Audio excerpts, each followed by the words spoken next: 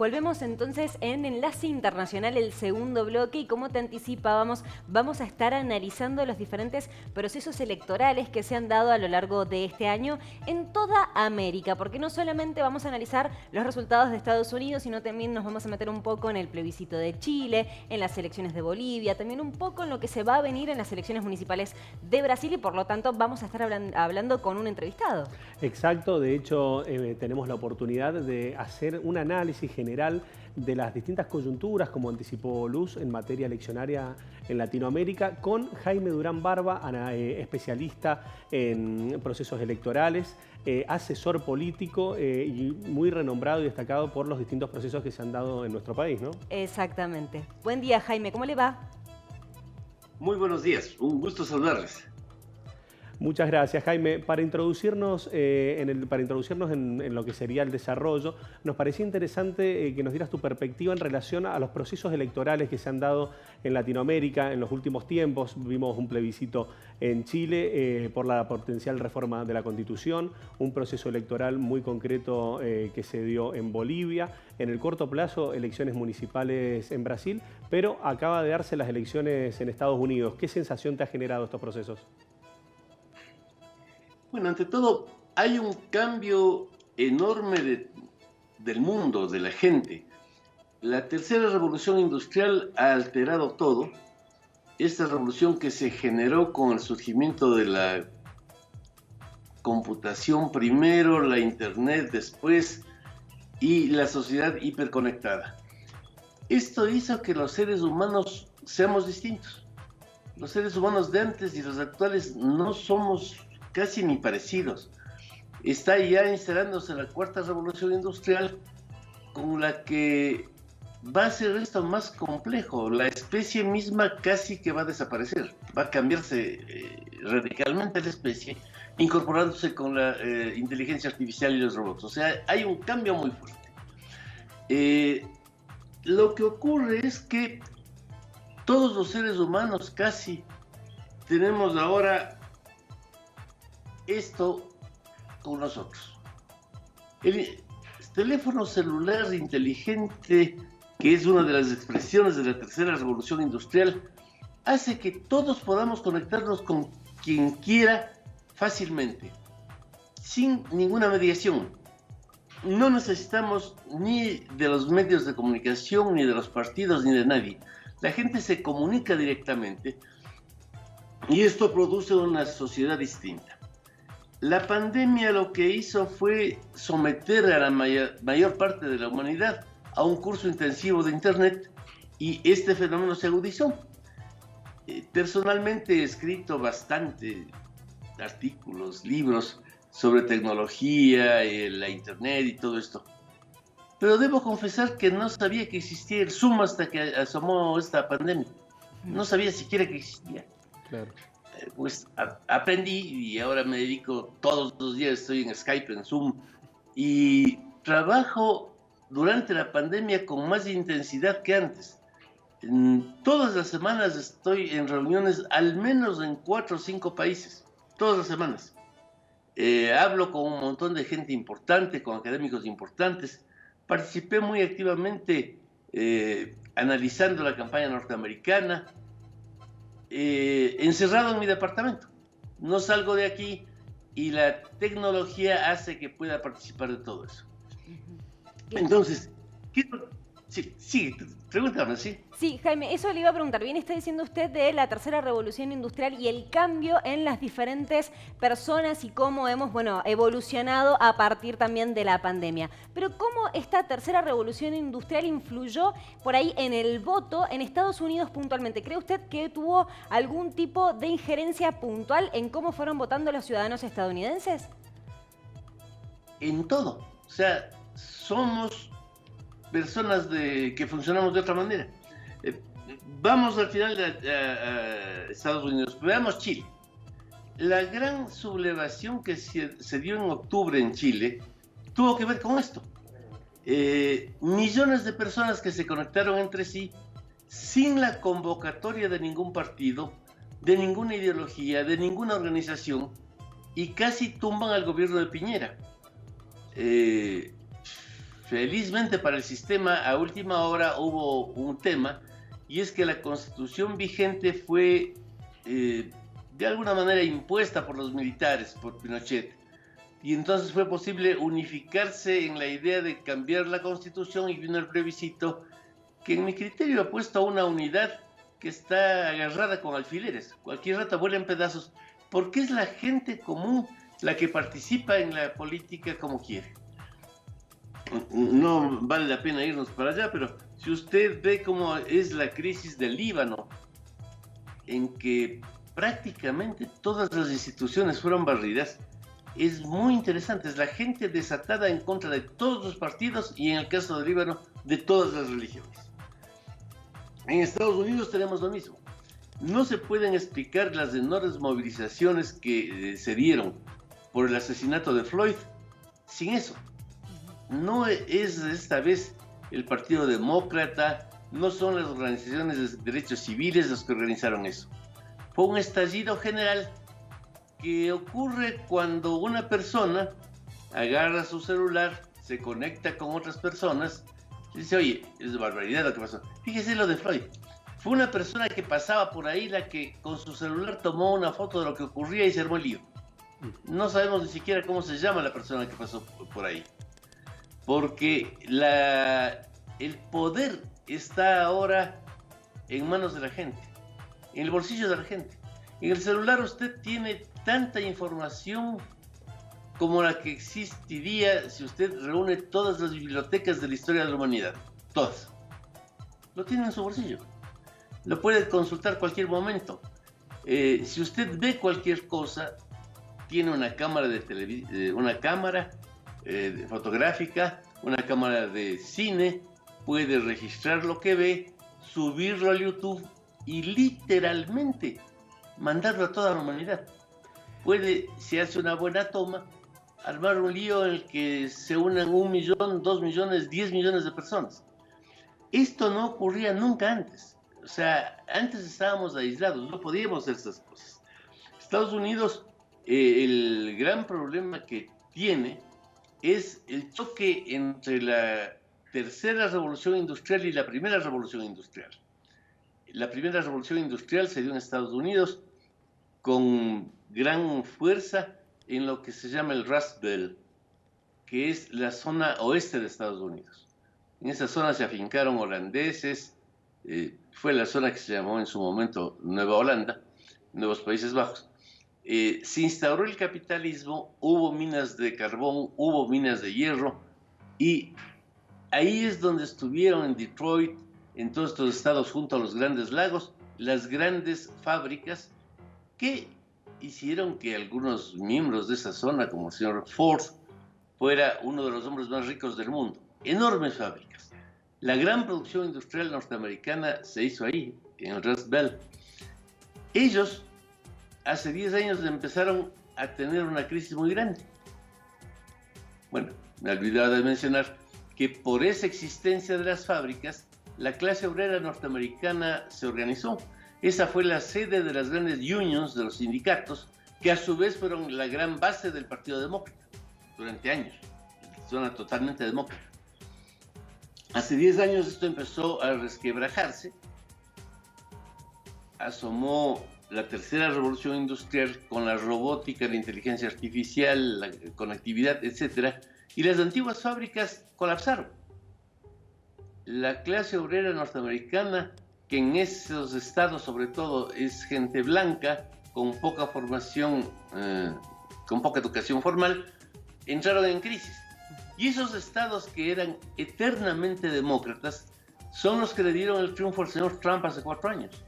Él tuvo el olfato de ir allá y decir: oye, yo quiero que las fábricas vuelvan, quiero que no haya más maquila. Y Trump representa los valores de la sociedad antigua. Esas bases del Rust Belt son bases básicamente blancas, racistas, poco educadas, y fueron la gran base que le dio el triunfo a Trump. Son los estados en los que esta vez también Trump se la vez pasada ganó con 0.1, con 0.2, con 0.3 en estos estados y obtuvo 55 delegados que le hicieron presidente. En este año la cuestión varió y perdió por 0.2, por 0.3, o sea, hay una especie de empate ahí entre una gran cantidad de gente que está molesta con la revolución de la inteligencia y otra gente que la quiere implantar. Esa fue la derrota de Trump en este año y el triunfo de Trump hace 4 años. Pero eso tiene que ver todo con esta sociedad de la Internet. Jaime, ¿cómo ves la gobernabilidad justamente de Estados Unidos por lo que estás planteando, justamente por lo que ha representado Donald Trump, lo que representa Joe Biden? ¿Cómo ves estos 4 años que vienen con las políticas que va a aplicar, que aplicaría Joe Biden, la gobernabilidad en particular? La gobernabilidad del mundo está en grave entredicho. Estados Unidos felizmente es un país con instituciones muy sólidas.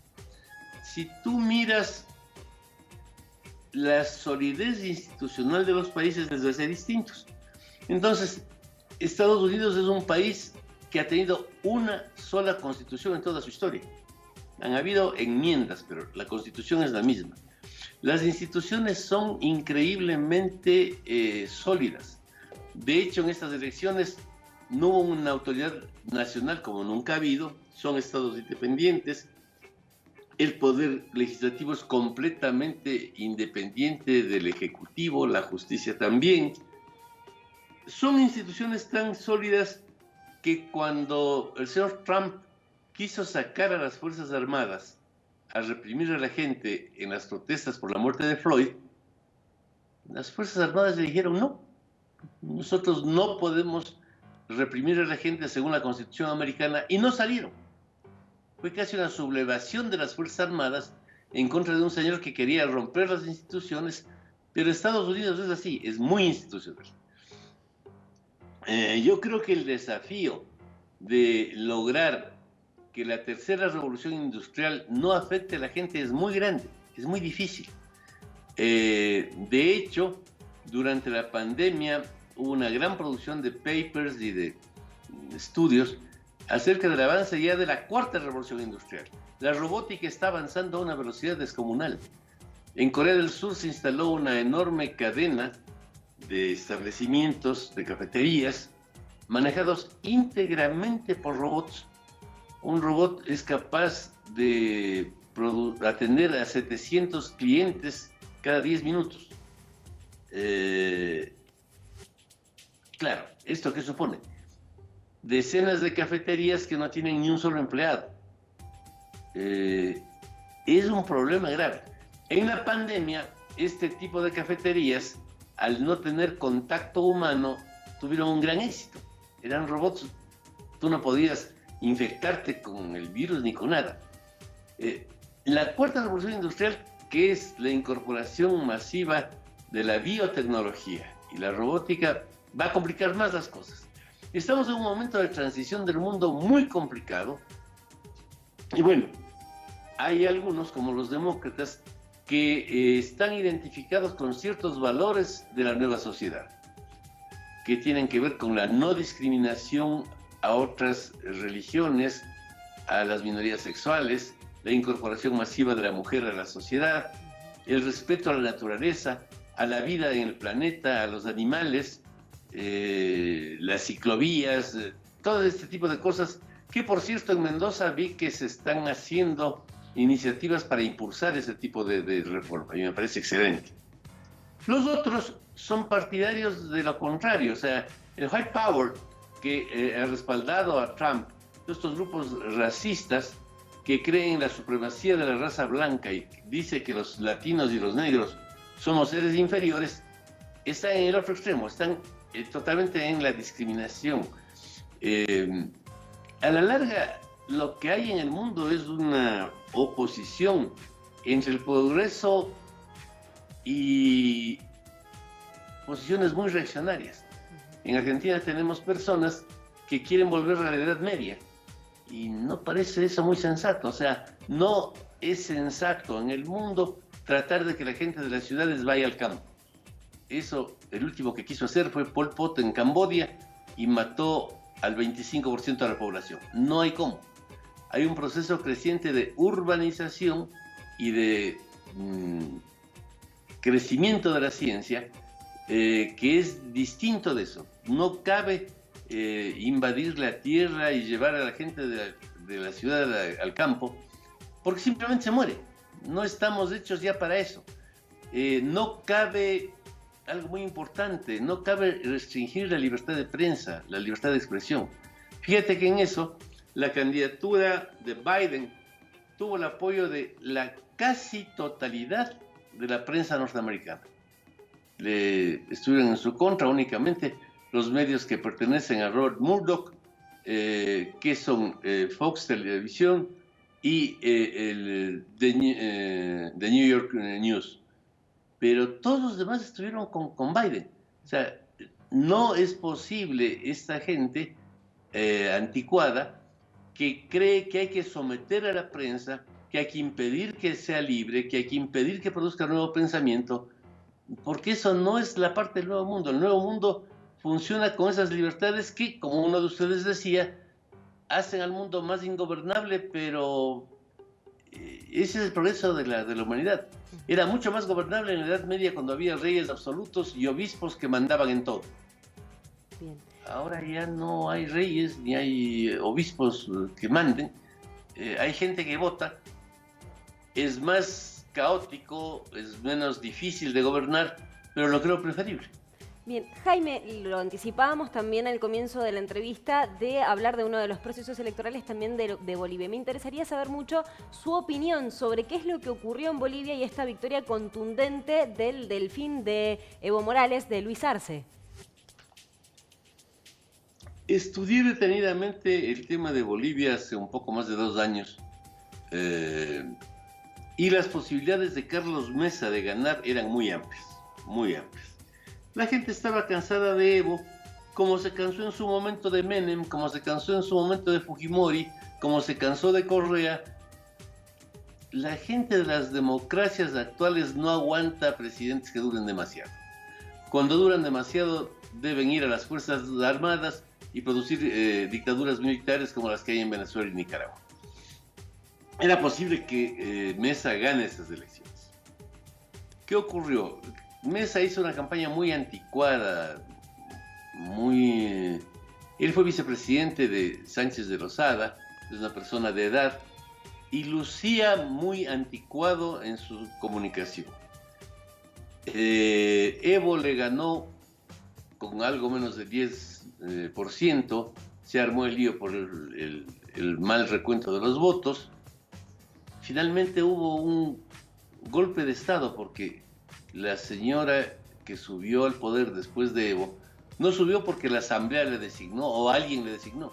Es una señora que subió al poder porque la policía le dijo a Evo o se va o no le protegemos más y dejamos que la linche.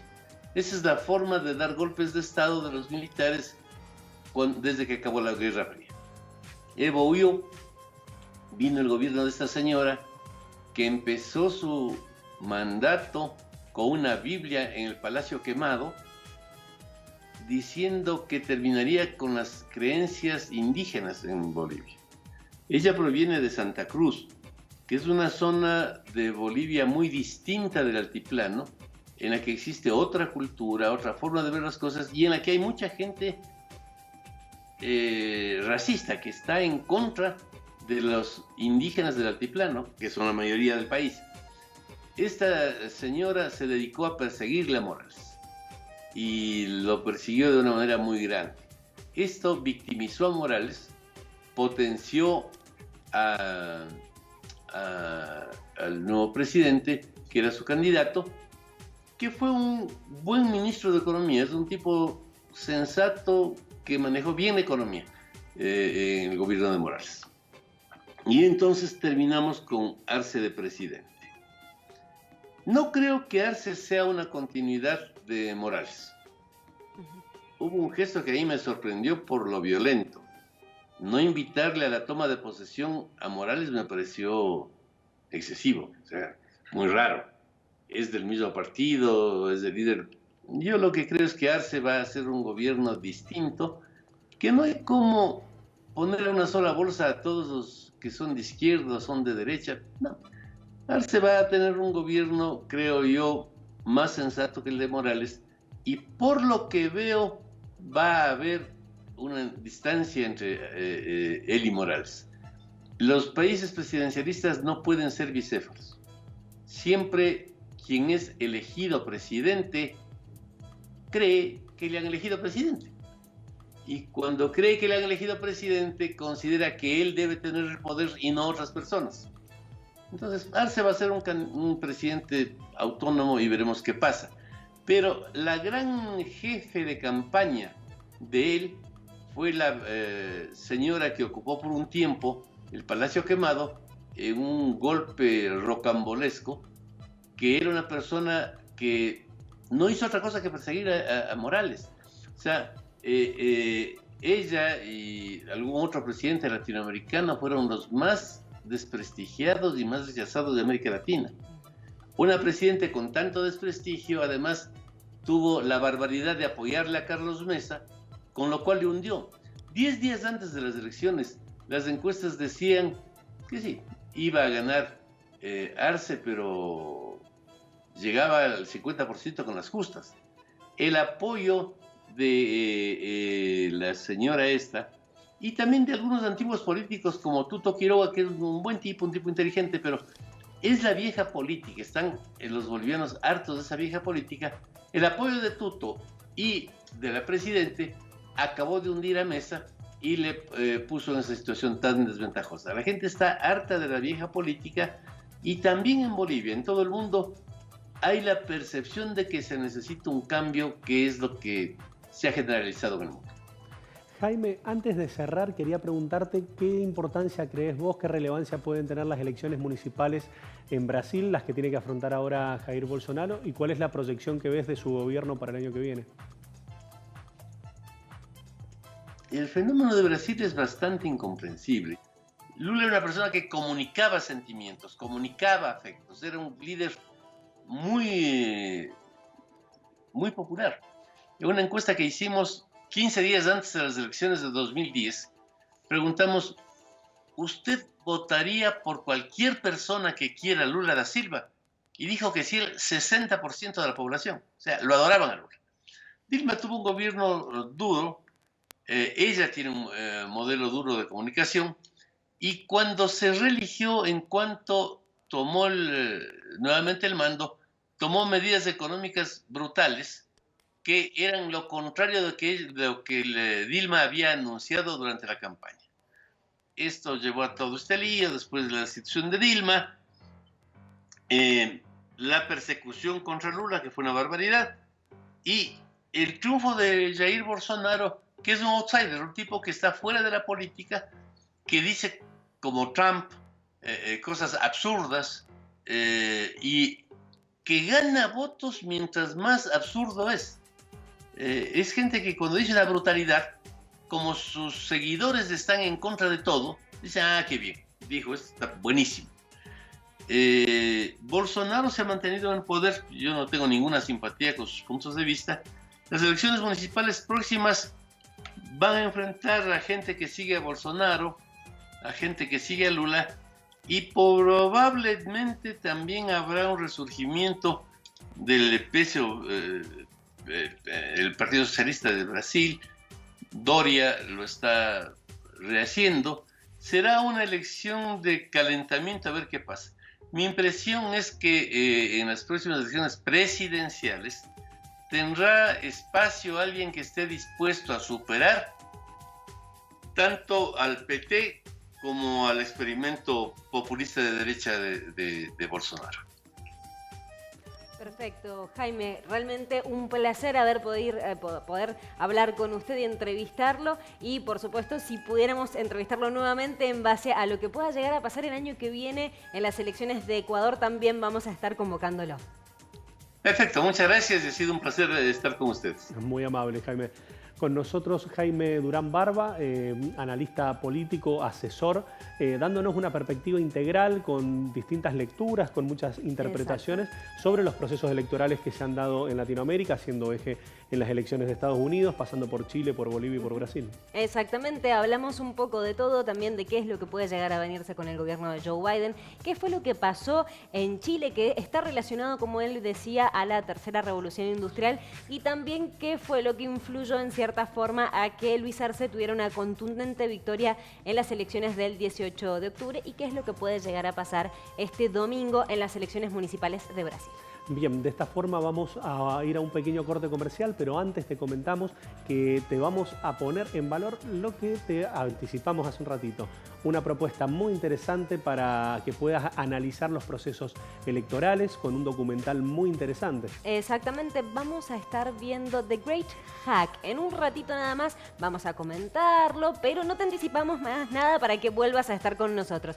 Y también en el próximo bloque vamos a estar hablando de este segmento de medio ambiente en esta puntualidad con respecto al plástico y cómo contamina el medio ambiente, las bolsas de plástico y demás. En un ratito nada más.